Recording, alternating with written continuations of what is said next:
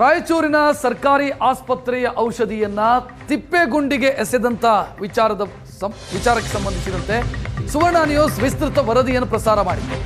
ಸುವರ್ಣ news ವರದಿ ಬೆನ್ನಲ್ಲೇ ಆರೋಗ್ಯ ಇಲಾಖೆ ಈಗ ಅಲರ್ಟ್ ಆಗಿದೆ. ಮಾಹಿತಿ ತಿಳಿದು ಖುದ್ದು ಸ್ಥಳಕ್ಕೆ ಧಾವಿಸಿದ್ದಾರೆ ಜಿಲ್ಲಾ ಆರೋಗ್ಯಾಧಿಕಾರಿ ಸುರೇಂದ್ರ ಬಾಬು. ಔಷಧಿ ಎಸೆದ ಸ್ಥಳಕ್ಕೆ ಸಹಾಯಕ ಔಷಧ ನಿಯಂತ್ರಕರು ಭೇಟಿ ಕೊಟ್ಟಿದ್ದಾರೆ. ಕಸದ ರಾಶಿಯಲ್ಲಿ ಔಷಧಿ ಬಾಟಲ್ಗಳು, ಚುಚ್ಚುಮದ್ದುಗಳನ್ನು ನೋಡಿ ಅವರು ಶಾಕ್ ಆಗಿದ್ದಾರೆ.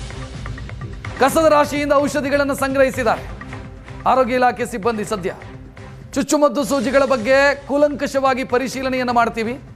ಸಿರಿಂಗ್ ನಂಬರ್ನಿಂದ ಯಾರಿಗೆ ಸಪ್ಲೈ ಆಗಿದೆ ಅನ್ನೋದು ಗೊತ್ತಾಗುತ್ತೆ. ಇಲಾಖೆಗೆ ಕೆಟ್ಟ ಹೆಸರು ತರೋದಕ್ಕೆ ಹೀಗೆ ಮಾಡಿದ್ದಾರೆ ಅಂತ ಜಿಲ್ಲಾ ಆರೋಗ್ಯಾಧಿಕಾರಿ ಮಾತನಾಡಿದ್ದಾರೆ.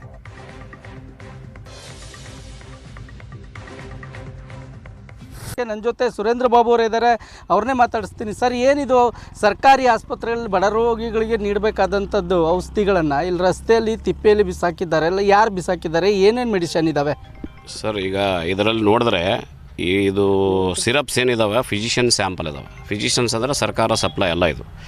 ಈ ಸ್ಯಾಂಪಲ್ಸು ಮತ್ತು ಇದು ನೋಡಿದ ತಕ್ಷಣ ಇದು ಸರ್ಕಾರ ಸಪ್ಲೈ ಅಲ್ಲ. ಇದು ಯಾವುದೋ ಪ್ರೈವೇಟು ಅಥವಾ ಯಾರೋ ಇದ್ದವರು ಫಿಸಿಷಿಯನ್ ಸ್ಯಾಂಪಲ್ಸ್ ಅಂದರೆ ಪ್ರೈವೇಟ್ ಡಾಕ್ಟರ್ಸ್ಗೆ ಅಥವಾ ಯಾರು ರೆಪ್ರೆಸೆಂಟೇಟಿವ್ ಬಂದು ಕೊಟ್ಟು ಹೋಗೋಂಥವು ಅಂಥ ಔಷಧಿಗಳು ಸಿಕ್ಕದ ಅಂತೇಳಿ ಸಲ ಅದು ನಮ್ಮ ಇಲಾಖೆ ಅಲ್ಲ ಅಂಥೇಳಿ ನಾವು ಅಂದ್ಕೊಂಡಿದ್ವಿ. ಈಗ ಇಲ್ಲಿ ಬಂದರೂ ಕೂಡ ಅವೇ ಇದ್ದಾವೆ. ಯಾವುದು ಫಿಸಿಷಿಯನ್ ಸ್ಯಾಂಪಲ್ ಏನಿದೆ, ಕಾಸ್ಕೋಪಿನ್ ಅಂತೇಳಿದೆ, ಇದು ಫಿಸಿಷಿಯನ್ ಸ್ಯಾಂಪಲ್ ಅಂತಿದೆ. ಸೊ ಇದಕ್ಕೆ ಸಂಬಂಧಪಟ್ಟಿದ್ದಲ್ಲ, ಸರ್ಕಾರದ ಸಂಬಂಧಪಟ್ಟಿದ್ದಲ್ಲ ಇದು. ಸೊ ಆಮೇಲೆ ಸಿರಿಂಜಸ್ಗಳು ನೋಡಿದ್ರೆ ಅದರ ಗೌರ್ಮೆಂಟ್ ಸಪ್ಲೈ ಅಂತ ಇದೆ. ಅದನ್ನು ನಾನು ಕೂಲಂಕಷವಾಗಿ, ಯಾಕಂದರೆ ನಮ್ಮದು ವೇರ್ ಹೌಸ್ಲಿಂದ ಸಪ್ಲೈ ಆಗಿದೆ, ನಮ್ಮದು ಇದೇ ಬ್ಯಾಚು ಸಪ್ಲೈ ಆಗಿದೆ ಅಂದರೆ ನನಗೆ ಗೊತ್ತಾಗಿ ಖಂಡಿತವಾಗಿ ಯಾವ PSCಯಿಂದ ಯಾವ ಕಡೆಯಿಂದ ಹೋಗಿದೆ, ಅದು ಯಾರು ಬಿಸಾಕಿದಾರಂತೆ. ಯಾಕಂದರೆ ಇಲಾಖೆಯಲ್ಲಿ ಈಗಾಗಲೇ ನಾವು